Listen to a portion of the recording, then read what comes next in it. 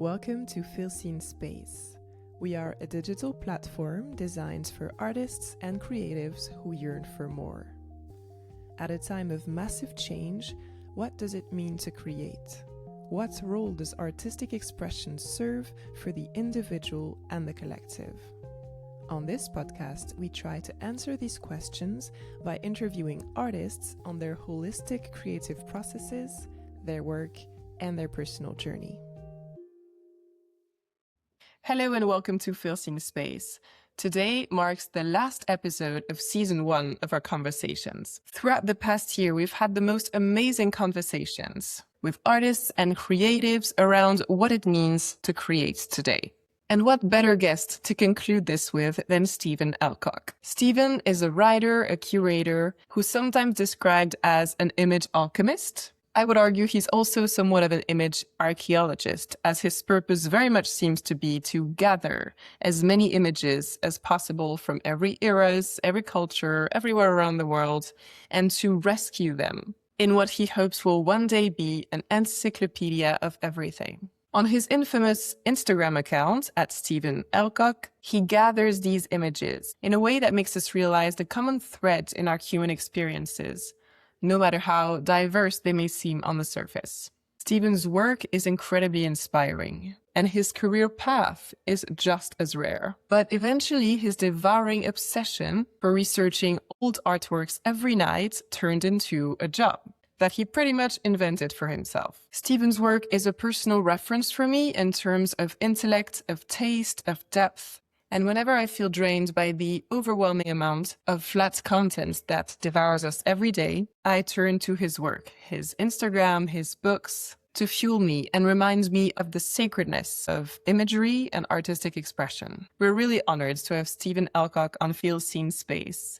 And without further ado, here's our conversation. Enjoy. Hi, Stephen. How are you? I'm good, thank you. Very good. Bit battered by the weather here in South London, but otherwise...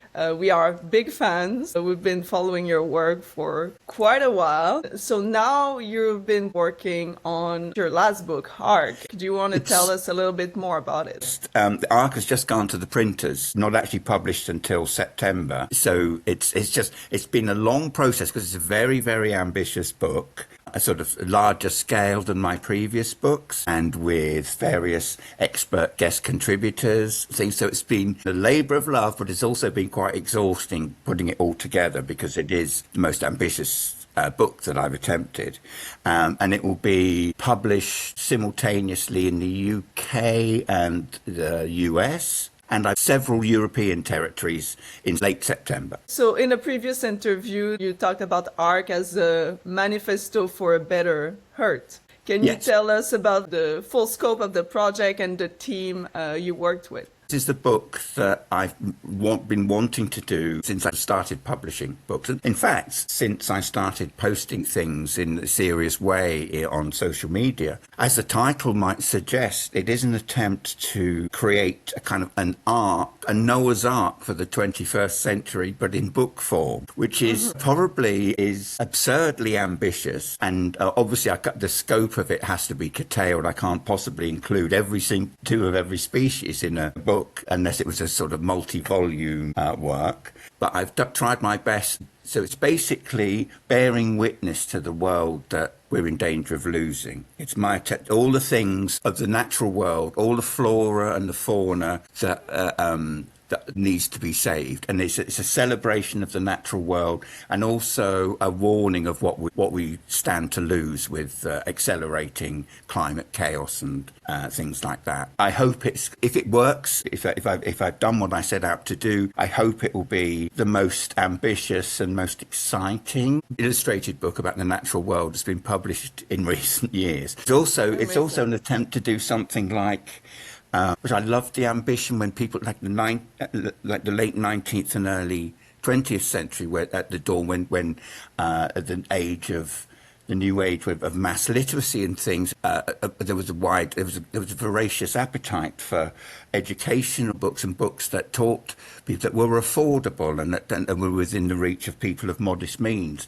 And I loved the kind of the illustrated encyclopedias of the era, which sort of tried to encompass everything and were just a brilliant way of communicating the wonders and mysteries of the world to a mass audience. In my modest way, I've tried to achieve something similar. And it has, because I'm not an expert in any field of biology or botany or anything. So we've called upon a team of experts to contribute to the book, to contribute essays about things like marine biology, ecology, and some wonderful general essays about celebrations of nature and of the natural world, sort of beautiful elegiac works. So I hope that it doesn't shy away from the realities of the world that we live in, but I hope that it gives a glimpse of how the world should be. That's what I always try and do with books, is to create a vision of the world as I think it should be rather than it is. Especially right now, the world is on fire. Yes, yes. You are an amazing curator. I'm curious to hear more about how you begin collecting these images and building your museum of art online. Yes. You call Cabinet of Curiosities. Well, it's by default, really. It wasn't intentional. My life has always been has been a bit chaotic. It hasn't been orderly procession. There's been all kinds of dead ends and false starts and things like that, and I've done a lot of different things. But I've always really collected images and been obsessed with images, and this has manifested itself in lots of different ways. I didn't study art. My focus when I was younger was writing, with words, really. And when I went to university, I studied drama and English literature. The thing I really wanted to do when I was young would have been to be a film director. But I realised I didn't really have that. But then studying drama and theatre studies, I realised I didn't quite have the personality to fit into that world. It wasn't a particularly happy time studying drama. There was a disconnect between myself and the world of theatre and drama. Which was disappointing to me. And then through various byways and labyrinthine meandering through my life, I worked a lot with books, and both as a bookseller and in publishing. I was involved in music business for a while. Then then about 15 years ago, I became quite seriously ill. So everything it was like grinding to a halt. I think that I was living fairly irresponsible and sort of very, very undisciplined, chaotic life, and it took its toll eventually. And basically I did one more. I couldn't move. What happened was I had a serious. It was misdiagnosed pneumonia. First the doctor that I first saw just insisted that I had asthma, which I sort of had mild symptoms of anyway. But it actually turned out to be, and a nurse who was the wife of a friend of mine basically intervened and said, "What took me?" So I went to a hospital immediately because he realised that it was far more than asthma, and it was it's basically undiagnosed pneumonia. And wow. which caused quite a lot of damage. So I had to recuperate and rest for several months actually, and I was kind of housebound, and for a while I was basically confined to bed. Really, at that time I was quite isolated, and this was a time when social media was still in its infancy, and it was kind of in the early idealistic and utopian days when the possibilities seemed to open up possibilities. I had absolutely no desire. I don't think I even had a computer or laptop or anything at the time. I had quite a basic mobile phone, but I didn't with limited internet access. But I wasn't really interested in it. But thanks to my sisters who badgered me and coerced me into fight, I just gave up. I surrendered in the end. They kept saying, "Well, you should join this." They both joined Facebook. and said, well, this is great. There's all these people on there, and there's old friends of yours. And I thought, well, that's probably the last thing I want. Is if they're old friends, I probably don't want to see them or contact them anyway. I eventually caved in and succumbed and signed up to Facebook. It was more than a kind of lifeline. As well as connecting myself, connecting to people with whom I'd lost contact, and with whom it was a pleasure to be in touch with again. It was also a way. I also quickly, instead of, I realised that it was as much a visual medium as much as a verbal. People at the time, it was people exchanging messages, and mainly, and most posts were text-based. But I realised it could be used as a way of sharing images and creating patterns. And I became completely obsessed with it. I started posting things just purely initially for my own amusement. But it seemed to get an extraordinary response. There was no conscious design behind what I was doing. It was fairly random and arbitrary at first, but I was getting a response from people from all over the world.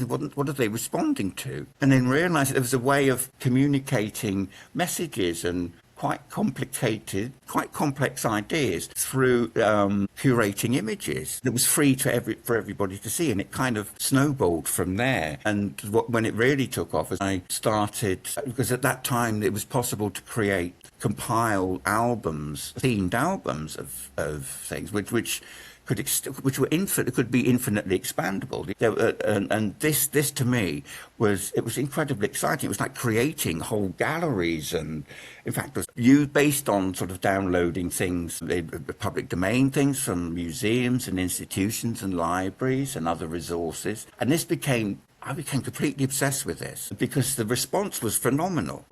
And now you have 500,000 followers. Yes, You yes, build this amazing community. Were you surprised when you were seeing like the response saying, oh, maybe I'm supposed to do this? Yes, I did. Yeah. Initially, it was astonishing. And the other thing, and this is not because I'm not easily impressed by fame and things, but there was some really impressive. What these are people? How are these people seeing what I'm doing? And this isn't the most important thing, but this is, and a lot of artists in particular, and authors and writers, novelists and poets and people were sort of seemed to appreciate what I was doing. That did startle me, and then I realised that this was kind of, and it sounds pompous and maybe portentous. I felt like it was something of a vocation. I could see other people were doing. There were other people that were doing wonderful things too, but they tended to specialise, and I wanted to do, because absurdly ambitious of me, and sort of an act of hubris or whatever, I wanted to sort of not just restrict it to certain type of themes, but to try and encompass everything, to try and create what was basically an infinite archive, which is obviously can never be finished, but other people can contribute to, and it can be an ongoing thing, and it can be the most incredible resource that people can, I hope, either there can be both an educational and an aesthetic resource, but also something that people can get pure enjoyment from. And I hope they discover things that they've never seen before, and discover things about the world that they may not have seen. Because because it's a process of learning for me. I mean, it's all possibly, I'm one of those people that probably knows a little about a lot of things, but I'm not. There are certain things I have fairly expert knowledge in. I've learned so much about just a multiplicity of subjects over the past 10, 15 years. And that is the thing that drives me. I love seeing new things every single day. I know it's a necessary thing that required to live, all the sort of daily routines and obligations and kind of necessary evils, like sort of dealing with backlogs of hundreds of emails and things like that.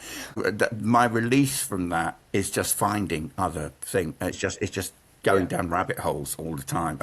I'll do that 16, 18 hours a day if I'm not stopped. When you looked at one image, is it like an intuitive process? This image is beautiful. This will be included in the book. What's the thought process? It's difficult to articulate that. I just know if an image is right, and that that applies as much to social media posting as it does to books. I will see something and instantly it triggers something inside, and I cannot, and it's difficult to articulate exactly what it is about an image that appeals to me. Sometimes the other thing that I think that I do that I consciously attempt to do is, with that in mind, the choice of images are sort of it's more conscious. Is I do try, particularly in times like these, I do attempt to create a kind of running commentary on the world. It's not completely unworldly.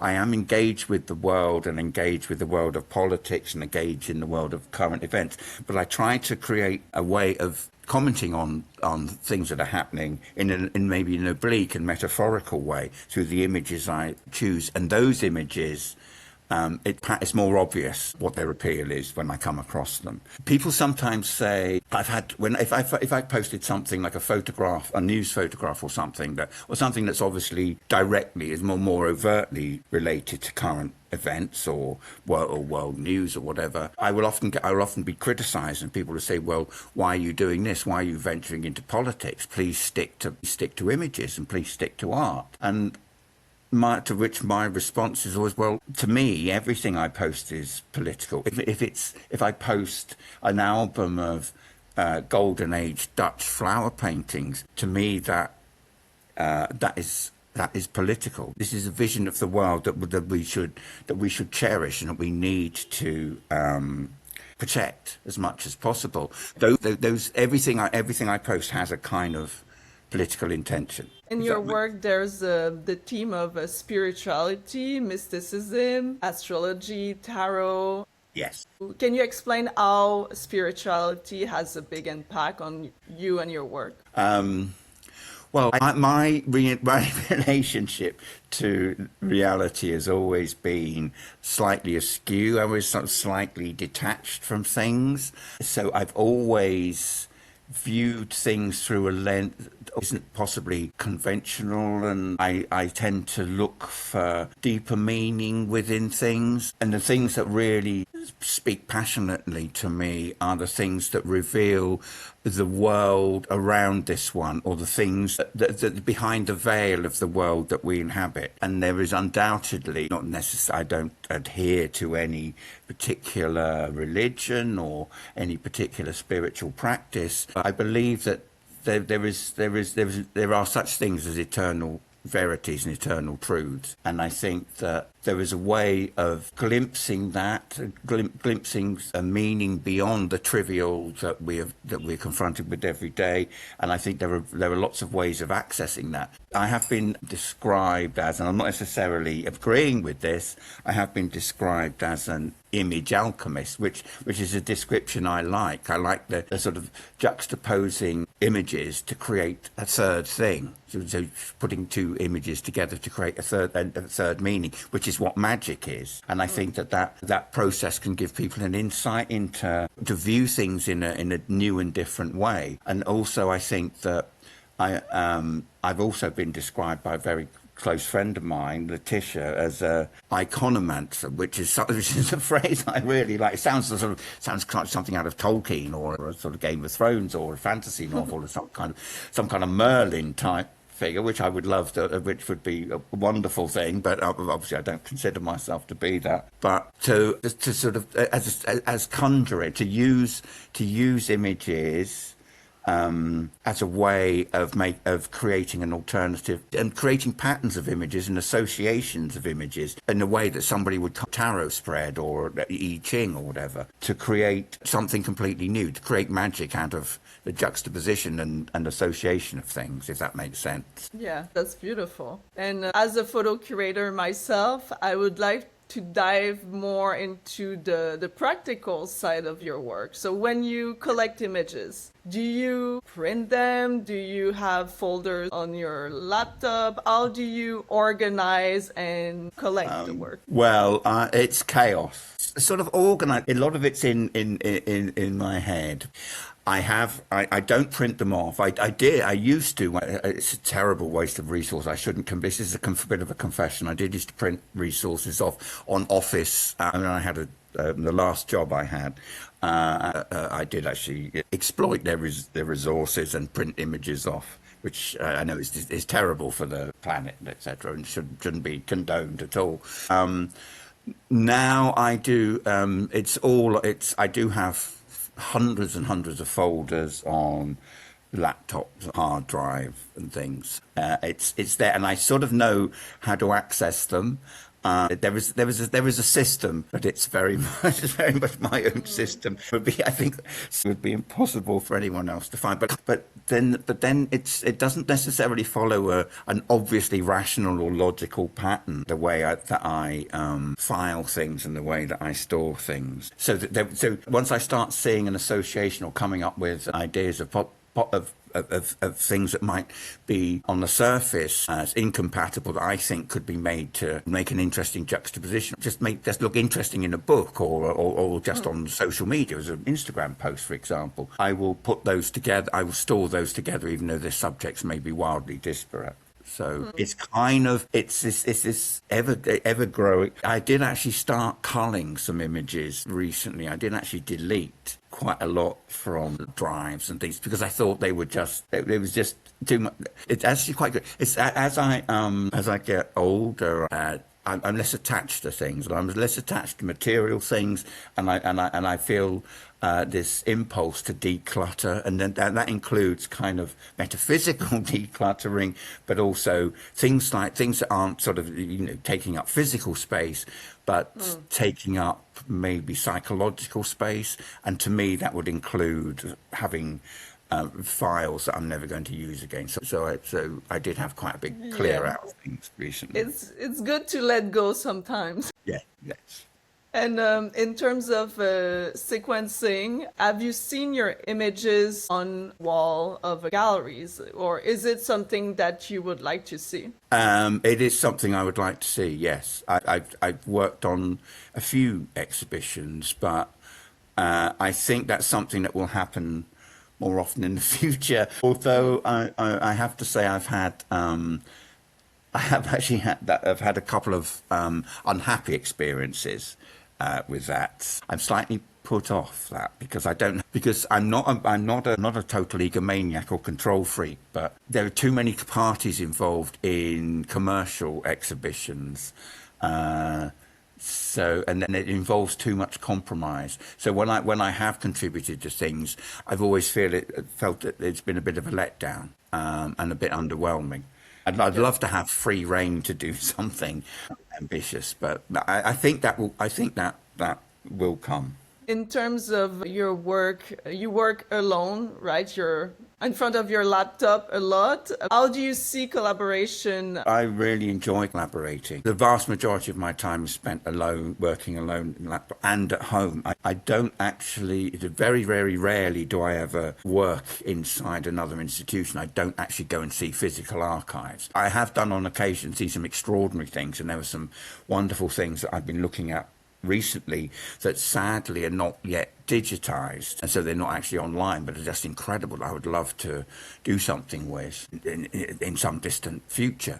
I do really thrive on collaboration, or usually thrive, not always. There have been some unhappy collaborations, but it's been some extremely joyful and extremely rewarding and very happy. Yeah, I do like the interaction with people, and I do like exchanging ideas, because there is a danger of being I think being too consumed in one's own world. Much as I may enjoy that, it's a necessity to escape that and interact with other people and other like-minded people, and not necessarily like sort of and some people who maybe have opposite opinions, which can be very enjoyable. Do you have an advice for young curator that maybe don't have a fine art history degree, but have been working with images for years? I think just trust your judgment and don't be too swayed by other people. As I mentioned before, I've absolutely no art education whatsoever. Everything I've done has been by default. But the other thing that sounds quite banal, but is absolutely vital, is basically to persist. and to not give up. When I started doing this obsessively, and for a while it was incredibly hard work. I knew that I was onto something. I knew that I was doing something that was worthwhile, and I knew it would lead somewhere. Or I assumed it would lead somewhere. I thought something would happen, but I was prepared for the worst if it didn't. That I was prepared to waste whatever time and lay waste to various friendships and jobs, etc. Basically, I lost my last job because I was spending too much time doing this and doing things online before I published the first book. And I fell out with a lot of friends over to what the hell are you doing? It was to people who weren't really empathetic or didn't really understand what I was doing. It's just sort of, well, you're wasting your time just posting miscellaneous images in some random order. What on earth are you doing? It's not to let go of a belief in what you're doing. That sustained me for doing it. I knew something would happen. And probably because publishers are quite opportunistic people, like most people in business, and even in the creative industries, are very opportunistic. I was offered, before I signed my first book deal, I was offered contracts by other publishers, by much larger publishers than the publisher with whom I first signed. Some sort of real household name publishers, but I would have meetings with them, and I turned down their offers, which again I got a lot of flack for, and people, what on earth are you doing? You can't turn the ex-publishing down. I'm not just going to accept the first thing that, even though I'm set of fairly straitened financial circumstances and was in need of money at the time because I'd sort of lost my job and was kind of living on scraps and bits and pieces of sort of freelance writing work and things. I wouldn't compromise. It was because it seemed to me that they'd looked at my social media and thought, well, if there's a few 100,000 people here and only 2,000 of them buy a book, then we're not going to lose money. It's not a risk for us. And so they weren't thinking about how what I do online could be translated into book form. It was just kind of, well, just do whatever you like and just sling a book together and hopefully we'll make a bit of cash from it. It disgusted me. So I waited until the first publisher with whom I signed. The reason why I went with Hannah from September Publishing, was that she approached me with the most wonderful proposal. She thought about what I'd done, what I was doing online, and really made a beautiful picture of what she thought I should be doing in book form. It's basically not, that's a very, very, very circuitous and long-winded way of saying, try to, if possible, don't compromise about things and just have faith in what you think it. And something, I don't know, I guess I was quite fortunate, but there was sort of serendipitous coincidences and things, but I just think I don't trust it. Don't be swayed by it. Don't listen too much to other people's opinions. I mean, this applies to so many things. It don't follow what everybody else wants you to do. That's a really good advice. If it's meant to happen, it will happen. And I think that the people with the most integrity sometimes they'll get hurt, and sometimes it will fail, and sometimes things will not happen, and there will be huge disappointments. I think if you stick at it, then it's worth persisting if you believe in what you do. And also, I think in terms of curating things, don't be completely swayed by the things that are necessarily currently fashionable. Things that there will always be wonderful things that are currently fashionable and new things, and there are things that I love and I will try and I will post about and I will include in books and things. But so what I try and do is try and encompass everything, encompass art and images from every kind of discipline and every kind of medium, and from as many different cultures and eras as I possibly can, which isn't always easy with my limited language skills in particular, but I do my best. Do you ever lose track on your creative projects? Maybe you're a professional artist or creative, but what used to be your passion now feels uninspiring. Or maybe you decided to pursue a safer career path, but you just know you have that artistic side of you that's dying to come out. At First in Space, Our mission is to get you back in touch with your creativity, your flow, and your purpose. If you're ready to feel seen, we offer one-on-one holistic mentoring sessions designed to reconnect you to your inner artist. You'll find all the information at the link in the show notes. We hope to see you soon. I wanted to dive a little deeper in that tension that I hear when you talk about your work between this approach that is one of a scientist that dreams of like the unlimited encyclopedia where the whole world would be represented. But at the same time, it feels when one looks at your Instagram feed and your books that you have actually a very precise and unique look on the world. And so I wanted to know if you identify more as a scientist or more as an artist or somewhere in the middle. As an artist, I think. I think that what I do is akin to collage or assemblage. I think that I see more with an intuitive and artistic eye than a forensic scientific eye. I think that's the way I tend to perceive the world. But that's not to say, I mean, I am obsessed with science illustrations, natural history illustrations, botanical illustrations and things. And I've learned so much about the natural world and the physical sciences that I was completely unaware of, and particularly things like astronomy and astrophysics that I knew. But it's a completely layperson's eye. I approach that world with the same sense of awe and wonder that I do to when there's a work of art or an illustration or a film or a piece of music that attracts me. I think my response is the same, but I think the prism through which I see the world is primarily through from an art background. And actually, hearing you talk, it reminded me of when you look at medical imagery from Asia, for example, you see just how different their perspective on what's meant to be objective and purely practical is actually super sensitive and artistic and different from ours. Do you yourself have a creative practice? Do you create images or do you prefer to look at other people's work? I do create. I'm terrible. One of the thing that really frustrated me, particularly at school, is that I was terrible at. I had appalling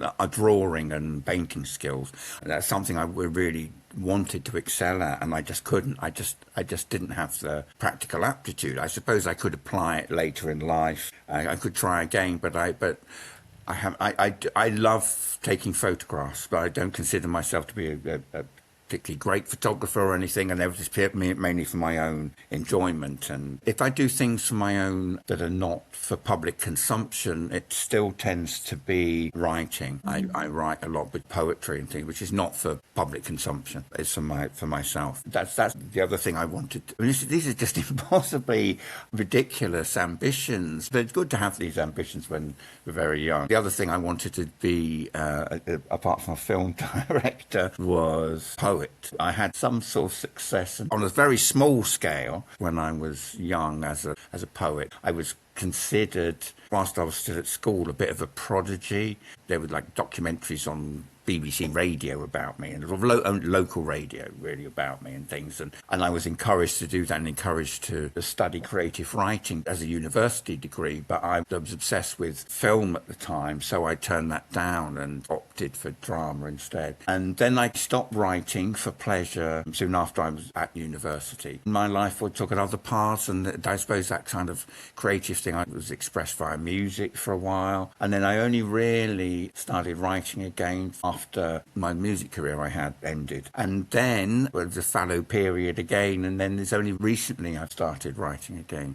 But I do get great pleasure and satisfaction, but I don't think anybody will ever see poems I write now. Yeah, it's interesting. There's been this tension or this double interest of yours or passion for words and images. Yes. And I have a lot of friends who work in publishing, who are writers, and they all say that we live, obviously, in an age of image more so than we do of writing. I wonder what you who are looking at images all day long and are so passionate about them, what do you think of the images that are currently being produced? You mean sort of AI and things like that? Or yeah. The way that... Between other things, because even you like finding your purpose on Instagram is kind of ironic because Instagram is kind of what snowballed us as a society into just more and more images and less quality, possibly. The proliferation of images is Yeah. overwhelming, and it's really strange what's happened to me in recent years. And I don't know whether it is just because of the way that I spend the majority of my time, or whether it's anything to do with the wider world, is that the way that I think and the way that I express myself, it was like a switch. It was like a switch of hemispheres at a certain point. My preferred method of communication was always verbal, and always, before starting to create these great books and spend all the time on Instagram, on social media and things, I was basically supported myself as a freelance writer and writing text for lots of different things, a work for hire kind of, freelance journalism basically. In particular, I wrote the text for lots of children's books and things like that. And that's how I basically supported myself. I started earning money from my own books. And then now I find, and then suddenly it is like the sort of hemispheres are ready to switch around or something, or some switch has been triggered where I find it much easier to communicate. I find the process of writing very, very difficult now. The process of writing, that's the thing I most dread about my books, is once I get going, once I get started, I enjoy the writing process, but I have to really psych myself up and really gear myself up to do that. And previously that wouldn't have happened. I'd have been absolutely thrilled and enthused to be given the opportunity to create, I don't know, 5,000 word introduction to something. But now to me, it's quite sort of Sisyphean task, which my editors might agree with. But yeah, I don't know. I think that there is the proliferation of images is exceedingly dangerous, and in particular the fact that the fact that images are treacherous now, and particularly with the rise of AI and the way that things are geared towards manipulation via imagery and via imagery used as propaganda, and the injunctions to not believe the evidence of one's own eyes, which we see working in worldwide in the way that politics and business and vested interests and the kind of the billionaires who lord it over us, the way that they communicate things, the way that it's essential that people become visually literate. It's increasingly difficult to become visually literate because of the constant bombardment of imagery. That, I think, will be a vital part of any kind of future education. If people are going to be able to survive and thrive in this world when people need to be taught visual literacy as much as numeracy and written literacy, I think that's the way that you can. I think that being visually aware and visually literate is the way of combating forms of oppression and forms of manipulation. I'm not sure how that can be taught, and I'm not sure how, in a practical way, that can be taught in conventional educational scenarios. But I think that's absolutely vital. I feel like it's just about being lucky enough to be shown many different things rather than the things that are being fed, which is true, like whether it's in the written form or in the visual form. There's like more and more content, but all of it is flat because most of it comes from AI, and it's just like the sum of everything that's already been done. Whereas when you look at the images that are on your Instagram that are sometimes incredibly ancient, and there's this incredible mystery to them, and I just hope we don't lose that in the process. But it's certainly now it's even more apparent how these images are unique and precious, and they come from a single person's perspective rather than just... Yes, that's the thing that disappoints and disturbs me most is the flattening out of, as you said, of Instagram, and all the meta platforms have become fairly inhospitable now, and it's very, very difficult to be heard above the general furore and the general pandemonium and concatenation of images. And it's because things are deliberately suppressed unless you adhere to the things that they're interested in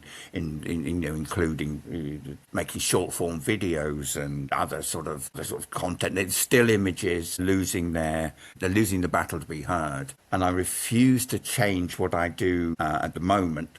But I think something will. It's just a shame because there was a moment, and it was a few years where you could be heard, and that quality were exposed to things that they would never have been exposed to before. Now it's increasingly difficult because people, I just notice and so many other people say this, my engagement levels have plummeted quite dramatically recently, particularly on Instagram. And it's a shame. I think something will replace that. I'm not sure what. I'm not pessimistic, and I do think that there is a way for things of value that to still be seen. And I think there is. I'm not nostalgic in any way, and I'm not over-idealistic, but I think there is some cause for optimism in the kind of reaction against AI and against the digital world and the kind of rebirth of analog media. I can't vouch for other countries, but like, for example, in recent years, independent bookshops in the UK have been flourishing. If one closes and another two will open, and they do seem to be really thriving. It's just incredible. In the face of Amazon and in the face of the chain bookshops who demand suicidal discounts from publishers, that are basically the publishers' margins are threatened. There is, at the same time, there's a growth in independent publishing and independent retailing. And I don't think they're older people just rediscovering an old lost love that they may have lost by having Kindles or whatever, or relying on electronic media and just rediscovering the joys of an actual physical book. It's younger generations too, absolutely. And I see it at the events that I go to, sort of book festivals and things, there is hordes of young people there. And that to me is a sign of hope. Whether that can be sustained, I think it will. I think there'll be difficult times for electronic media ahead. And I do think that somehow quality can rise above all the dross. I feel like the evolution of Instagram, you even feel it in what you're looking for, because same as you, like we initially went there to look at beautiful images and be inspired and discover creative works. And a few years in, now you open the thing and you just feel depleted and, Yes. and yelled at. And it's not at all the same feeling. It's really demoralizing. Yeah. You really actively have to search for people. The people whose accounts I think are indispensable, who I love, who I've followed for years. They're not shown to me. I actually have to search for them and make the effort to do that, which is very depleting and very demoralizing in a way. It's unnerving. You feel robbed of your freedom of looking at what you want to look. But do you know this thing where you just open the app and then you press on the button and it actually only shows the people you're actually following? That doesn't seem to work. Yeah. But then I sort of switch between that and the other, because I do still find surprising things. People I don't follow suddenly, oh my God, what is this? This is extraordinary. There are people doing extraordinary things who I haven't seen, and they're still persisting and still doing it on there. And some of them are new accounts, and some of them are there are people trying to subvert and the algorithms and all that kind of thing. And there are people who are far more tech sus than I am, who will find a way of creating something. I'm optimistic that something will replace this, because I think people have developed a taste for it, and they're not going to be satisfied with slop. They're not. No, for sure. But so going back to this rise of analog, as you say, do you yourself experience curation and research differently when it's a physical image, whether printed or original, or when it's digital on your screen? That's a very good question. That sometimes I'll see something either in real life, whether it be a work of art or an image in a book or in a library, and I will subsequently try and look for it online, and I can't find it, or it'll obviously look completely different. That's the treachery of the online world, is that so many things, they're not completely accurate versions of reality. I still obviously get the kind of immediate and visceral impact of images in the real world. Still, I do feel that online as well. I feel that I can have the same response and experience the Stendhal syndrome in a museum, but I can also experience it in front of my laptop. Mm. That happens frequently. Happened to me. I found an incredible cache of quite rare books on Internet Archive last night. I was meaning to be very disciplined and well behaved and sort of go have a reasonably early night last night, but I found myself just adrift in all these extraordinary things I'd discovered till about 5:30, 6 a.m. So Wow. that happens regularly. So the passion is still going strong. Yes, yes, absolutely. Yeah, no, I get completely carried away. I lose track of time, and I thought, well, I just look at, another 20 minutes or so till I start to flag badly and become incoherent. I'm completely driven, and I'm completely driven to try and save. It's kind of like, it's not like a rescue mission. There are lots of people doing this. There were websites that are doing this. There are tumblers still that are doing this and doing wonderful things and finding extraordinary material from the past and excavating and rehabilitating it. I feel like I want to show this to everyone, but it requires a kind of filter. Like, it would be easy for me to post dozens of images a day on Instagram, but I think that's somehow counterproductive. So I try to be as selective as possible and to try and make it special, if only for me, if not to sort of go overboard and post too much. I'm just about to launch a website of people working on that at the moment, which I hope will become a really valuable resource that won't be subject to any of the constraints of social media. And it will take a long time. It'll take several years for it to build into the kind of archive that I would imagine it to be. But I want it to be a sort of free and accessible resource, and to sort of combine everything I've been attempting to do over the past 15 years. That's a major undertaking, is the establishment of this website, sort of infinite archive library thing. I'm looking forward to that. Very exciting. And so, with every image that you've looked at so far, which seems to be an awful lot, Yes. what I notice in your work is that, interestingly, similar themes and figures and symbols seem to be common to the human condition, no matter at what period you lived or whereabouts in the world you were. There seem to be these very big themes and symbols, and I wonder if you, have a take on that. Do you know why? Because I think that people's physiology and psychology, there are cultural differences, but people's physiological and sensory faculties and things are essentially the same worldwide. And people will respond to certain patterns, and whether it be just something that's pleasing or something that cannot be articulated in words but can be articulated in an image, whether it be a simple image or a more complex image. And one thing which I'm determined to do whilst I'm still on this planet is something along the lines of drawing on the kind of previous words, sort of things like Jung's Man and his symbols and things like that, and some of the other books about universal symbols and archetypes, is to create a kind of as comprehensive encyclopedia or library of symbols as possible. And one way of doing that may possibly be individual volumes on individual symbols rather than one great massive encyclopedia, because I don't think it's been done. Like a kind of thesaurus, Roget's thesaurus, but a visual equivalent, and something that speaks to universal experience and universal perspectives on the world. We have far more in common than we have difference. And I love the way that certain images from certain cultures can be quite impenetrable, and there are things that puzzle me. But to me, there's nothing gives me greater pleasure than to come across someone whose lived experience and whose experience of the world will be completely remote from mine. I think I can appreciate what that person has done. And one of the things I've enjoyed most in recent years is the world of textiles and textile art, and how textiles have shaped the world and how underappreciated they are.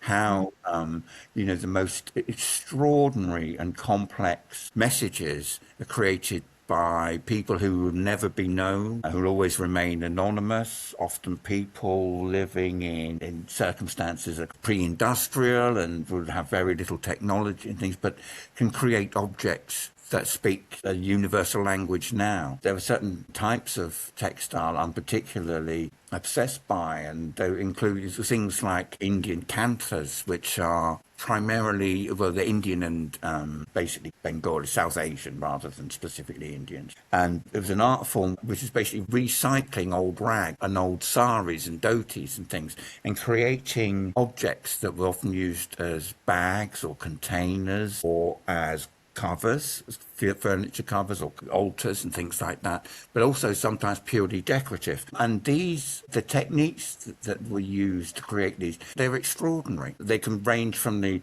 most remarkably abstract patterns that are sophisticated as mastery of form and composition and things as some of the great abstract artists, but also realistic. They're sort of tableaus of extraordinary realism, but also fantastic visions. And these are people, the vast majority of them will be created by women and children as well. As an art form, it's extraordinary. Very, very few people are aware of these things. And I want to create more books about textiles, about textile art. It's an area that I just find fascinating, partly because it is largely anonymous artists. And textiles are the one art form that I think we could safely say that every single person on the planet is familiar with in some way or another, whether it's an article of clothing or of shelter or whatever. It is an art form that has been dismissed as in this sort of hierarchy of taste and gender, because gender, yes. So that I think that's something I'd love to do far more research and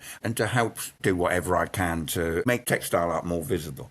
You seem to have this strong will to kind of save images and the legacy of artists, even if they're completely unknown because it was so long ago or so far away or, not by capital A artist, quote unquote. Yes. So I think that's a very noble purpose. And is that what drives you? Yes, it is. That's a lot of what drives. Yeah, I'm driven by that. It's a kind of evangelical thing. So, I think I'm inspired by, there are certain collectors and things I'm inspired by who work in that field, who are doing wonderful work, sort of giving visibility particularly to textile artists. And I find that incredibly inspiring. I sometimes think about my own family, and I think in particular about my grandmothers, who were both from very modest backgrounds, and both of them had to leave school probably the age of about 14 or 15, and both worked in domestic service. But both of them were extraordinarily skilled at things like sewing and embroidery and knitting, things that are sort of regarded as commonplace skills but are not, but are actually incredibly difficult to do well. This is an incredibly valid form of expression and genuine artistic expression, and they wouldn't regard themselves as artists in any way, shape or form, or even, it was sort of like something they did, but the things that they made were beautiful, and it was a way of bestowing beauty on people's lives and people who didn't really have a great deal, but it was an expression of beauty, an expression of adding something to the world and improving the world that I always found very moving.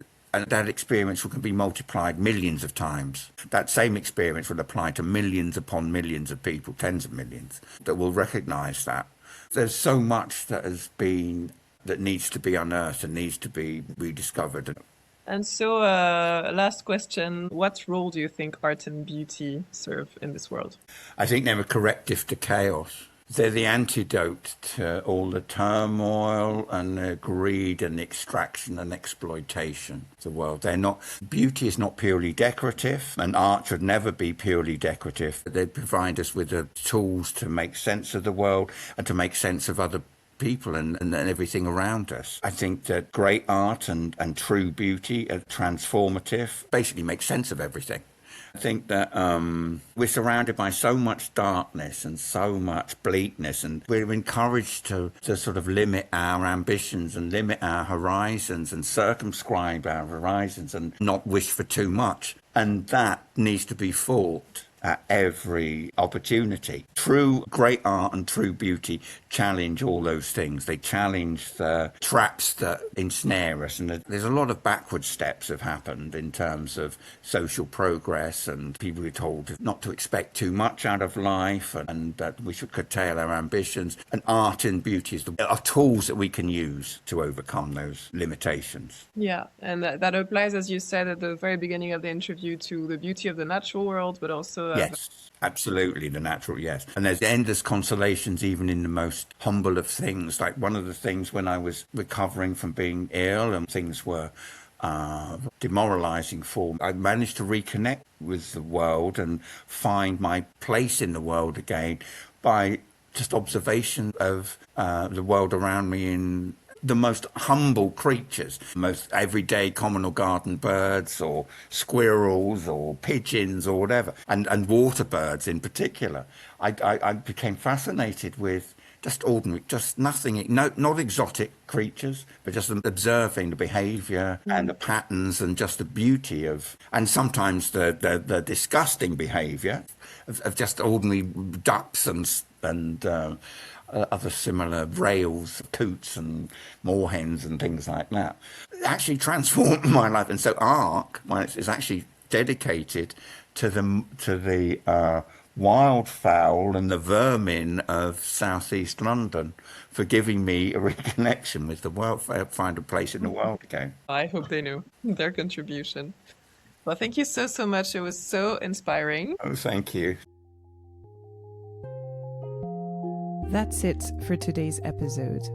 We thank our guests for their trust, and we thank you for being a part of our community. If you like this episode and want to support our work, consider ranking our podcast on Apple or Spotify. And if you know someone who could benefit from this conversation, please share our work with them to help them spread the dream of a conscious, creative community. Talk soon.